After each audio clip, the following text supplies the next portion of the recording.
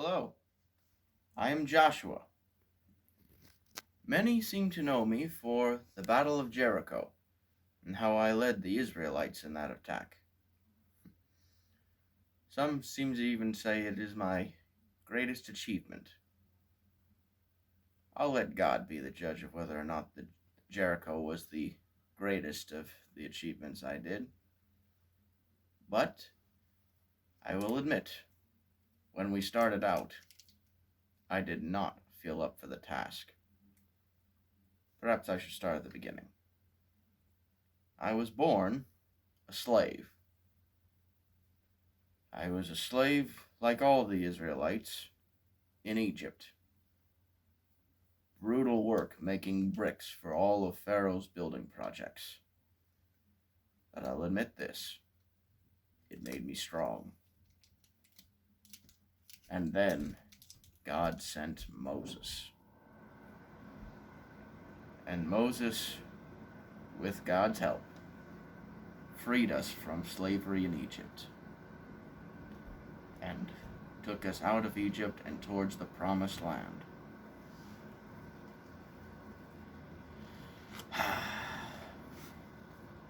Those first few days of freedom was like nothing any of us had ever known before.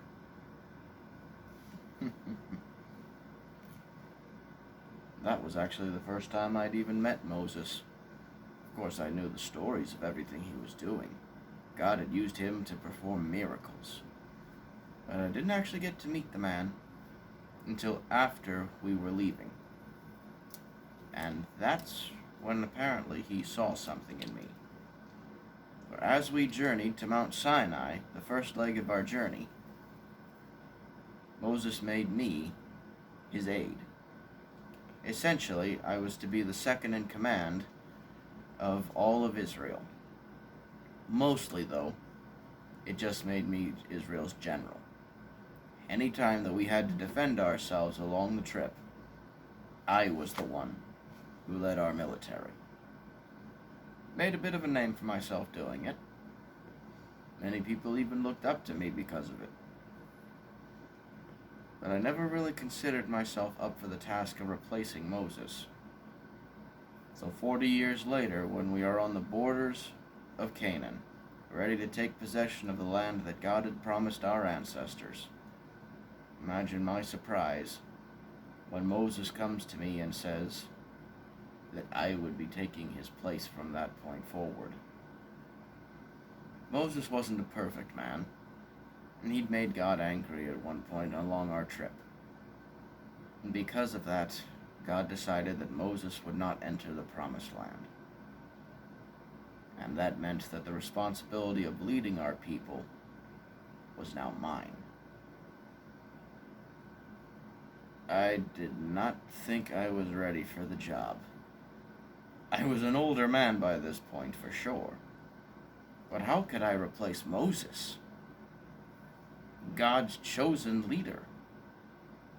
But in front of the whole assembly, Moses said to me, "The Lord goes before you, and he will be with you. He will never leave you or forsake you. So do not be afraid, and do not be discouraged." To be honest, it was kind of hard to argue with those words.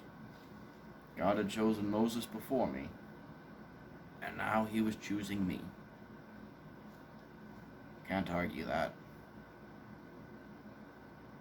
And God would soon give me an opportunity to prove myself, too.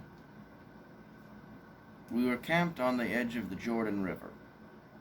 It would be a long walk in either direction to go around the river to enter Canaan. So God decided to have us go through the river. That doesn't sound too bad now, but back then, the river was flooded. It was the end of the rainy season. Going across that river would have been suicide. But God gave me a plan. I went to Eleazar, the high priest, and I told him to get the priests who carry the Ark of the Covenant and walk into the middle of the river. Eleazar gave me a strange look when I told him this. As I said, I was untested as Israel's leader of the whole assembly, anyways. But he recognized that God had chosen me for the job, and so he did as I asked. And as they walked into the river, God performed a miracle, and the river stopped flowing. It dried up by the time they were in the middle of the river, and the whole of Israel was able to go across on dry ground. And as they went across, I picked one man from every tribe and told them to choose a large stone from the middle of the river. We would use those stones to make an altar to remember when God brought us into the promised land. And as soon as the last of our people were out of the river, God started the water again. But not one of us had gotten so much as wet the whole trip. A lot of people started to believe that I might be the guy for the job at this point. I wasn't one of them. God had used me to get the people across the Jordan River.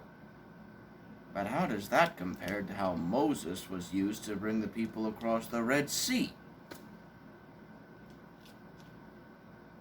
So after we camped for the night, I decided I needed to go and be on my own for a bit. Moses said God would always be with me, so I figured it was best to have some alone time with him. As I prayed that night, I was approached by a man in armor. I didn't know who he was, so I grabbed my sword. I drew it, and pointing the blade at him, I said, "Who are you? Are you for us, or for our enemies?" His reply, "Neither. But as the leader of the Lord's armies, I have now come." Now that struck me. God has no army except for the angels of heaven. If this man was who he said he was, that meant I was talking to an angel. I fell on my face in front of him and said, "What message does the Lord have for his servant?" He drew me to my feet, and he told me God's battle plan for our attack on the nearby city of Jericho. Now, something to know about Jericho. It was pretty much unconquerable. There was no way we had a chance of taking over that city. Why? Because of its walls. It had the best walls of any city in the whole land of Canaan. They were so high and so straight, climbing them would have been impossible. And so thick, we stood no chance of breaking through any of those walls. The one weak spot of the whole city, if even that could be said to be so, was the gate where people entered and left. But because that was the one weak spot, the whole army of Jericho was stationed there to keep anyone from attacking. But God had a plan. So the next day, I got the whole of Israel together, every man, woman, and child, young and old. I got them all together in a line, and we marched to Jericho. The soldiers stood ready, expecting us to attack at any moment. But instead, in complete silence, we marched once around the entire city and then went back to camp. And we did the same thing the next day and the next day. We did that for 6 days straight. A lot of the soldiers in Jericho and a lot of the people in that city too laughed at us, thinking that we were trying to find a weak spot in the wall and failing to. There was even some grumbling amongst my own people, thinking I'd gone crazy. But I listened to God's plan, And then came day 7.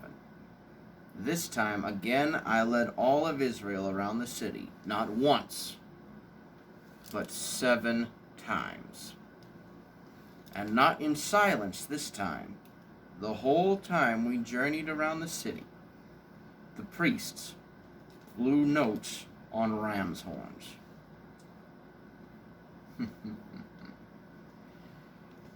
The people of the city didn't know what to make of this. But then as we finished our 7th trip around the city, the priests blew one long blast on their horns.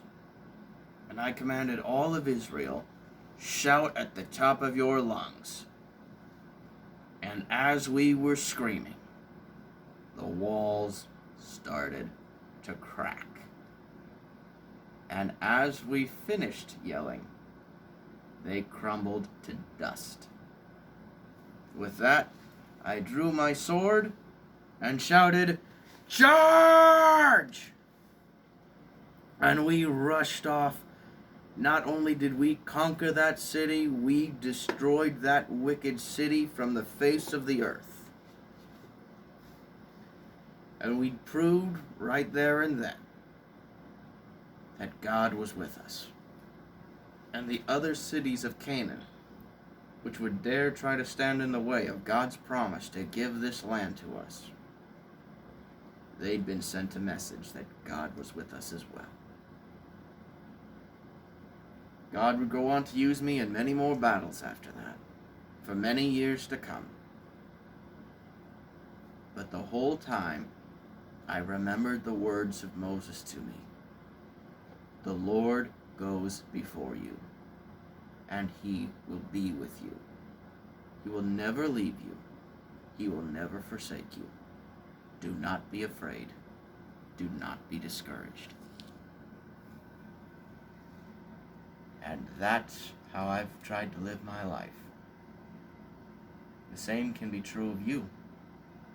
No matter who you are, God is always with you. So you never have to be afraid, because he's never going to turn his back on you. The Lord is with you.